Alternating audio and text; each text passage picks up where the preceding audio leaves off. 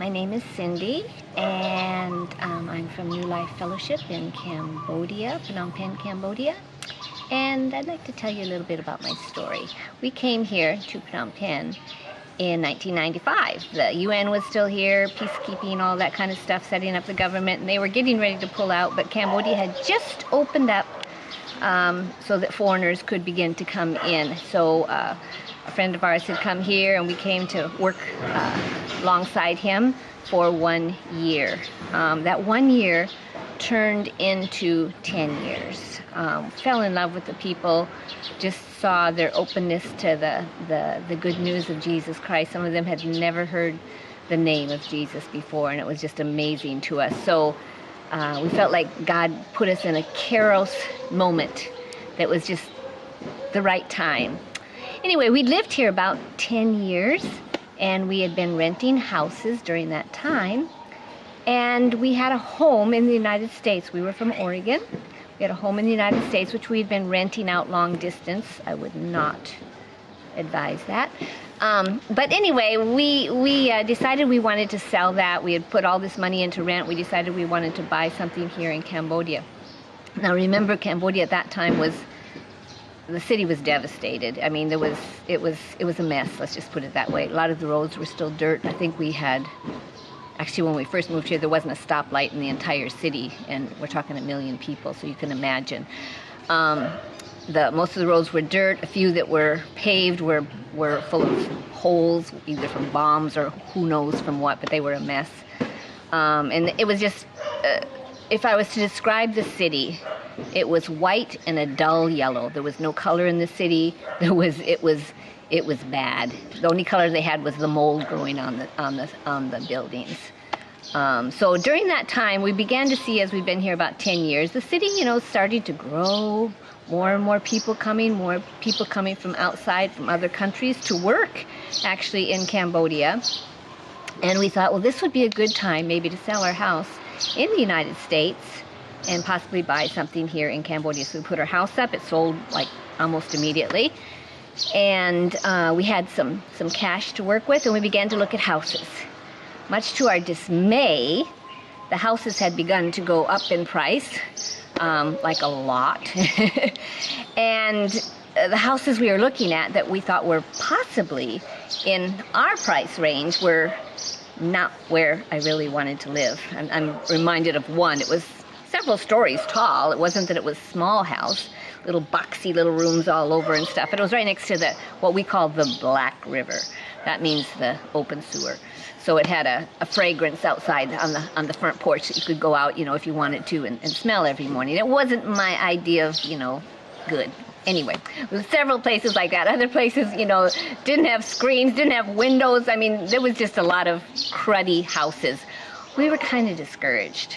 We're like, oh, God, what have we done? We've sold our house in the United States. We really want something, and now we've obviously waited too long, and we're not going to be able to buy a house.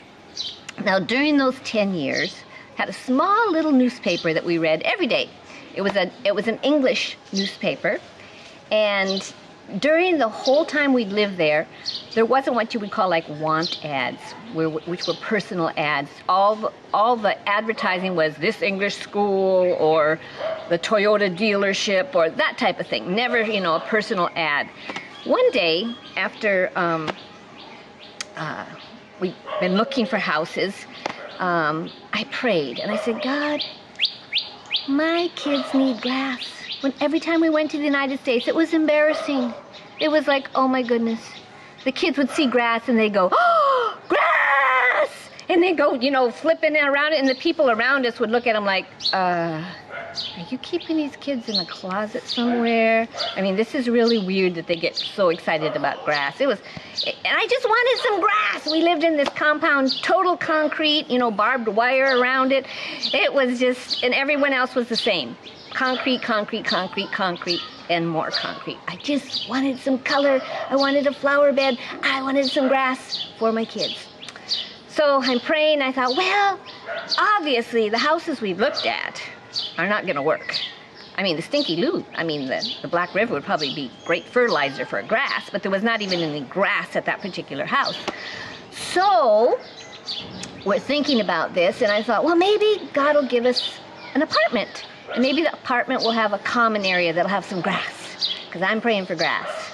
And so I'm thinking, yeah, maybe that, that would be. And then I'm thinking, okay, God, I want to know how much we should spend on this house.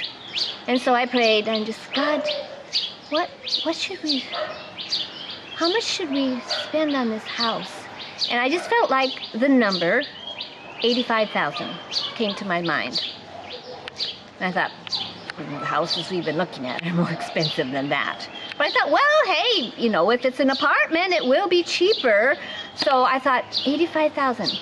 I just kind of thought about that. And as the days and weeks went on, actually, I thought, yeah, God's going to give us a house for 85,000. God's going to give us a house for 85,000. It was just kind of stuck in me. I couldn't get past it. So anyway, back to this newspaper. I read the newspaper one day. I open up this newspaper, and here is the first personal ad, seriously, that has ever been in this newspaper. I kid you not. And it says, beautiful 4-bedroom villa, fruit trees, large lot, $80,000. I'm thinking, no, that has got to be a real dump. But I'm thinking, hey, but it says it's got large land. Maybe the land, it's got to have grass, right? Large land must have grass. So I called my daughter-in-law, Soar, and she said, hey, you want to go look at a house? Yeah, let's go look at a house. So we called the lady up. Hey, we want to come see your house. Her first words to us, she was not the best salesman. You're never going to find it. Okay, what do you do? We're like, okay, can you tell us what it's near? Okay, I'll tell you, but you're never going to find it. Okay, what's it near? It's near the High Roof Wat, Wat Dampo Kapua. Okay, we will drive to the High Roof Wat and we'll call you once we get there. So we drive to the High Roof Wat. We called her. Okay, we're at the High Roof Wat. You're never going to find it. And we can understand why, because we have driven back on these roads and it's like a rat's maze. It's like none of them are straight. They go this way, they go that way. They're just all tangled up, and none of them have street signs. And no one has a number on their house, so you don't know what street you're on. Anyway, she tells us, okay, we'll buy such and such. You could turn there, and then it's off of that street. So we found the such and such. I think it was a gas station or something. We turned there, and then which street do we go down? So we go down one. No, this doesn't look like it'd be it. She kind of told us to look for a long fence and some arborvitaes. I think that's what these are called. Bougainvilleas, sorry, wrong name. Bougainvillea. So we're looking and looking, and we finally come down this road, which is a dirt road, as all the roads were back then. And Soar says, I think it's this one. And we're looking, and it's got a big gate. We're like, well, let's take a look. So we call her up. Hey, we think maybe we're at your gate. So sure enough, she comes out of the house, and she opens the gate. And we see this beautiful house. And Soar looks at me, and I look at Soar, and I said, they put the wrong price in the paper.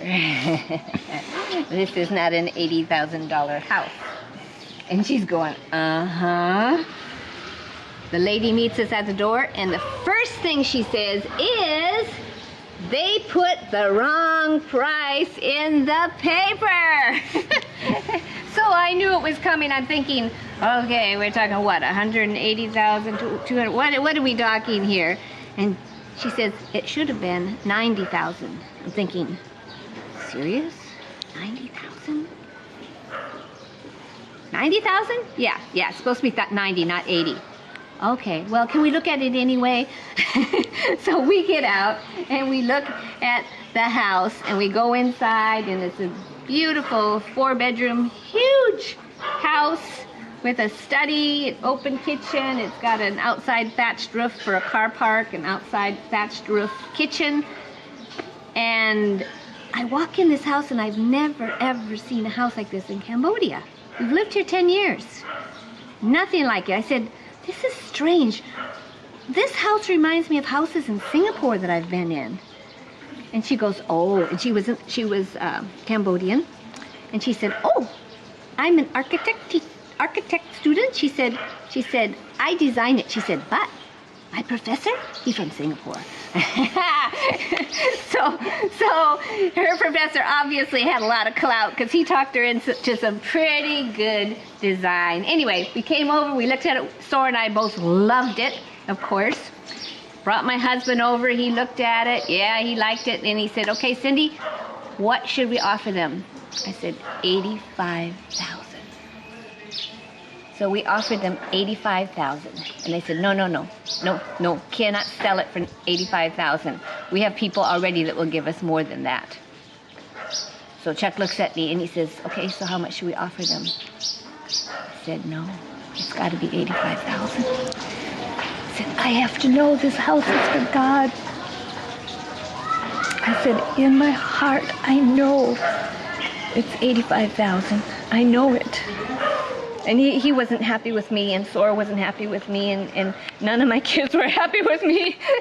But he said, okay. So he said, I'm sorry, we can only give you $85,000 for it. And she said, okay, bye. And so we walked away from this beautiful house. And I'm thinking, I don't know what I just did, but I know that it has to be $85,000. And that's how I'll know it's God. And if it's a penny more than that, I don't want it if it's not God. They called us back 2 weeks later and they said the house is yours for $85,000. We've lived here 15 years since then, and it's a blessing from God.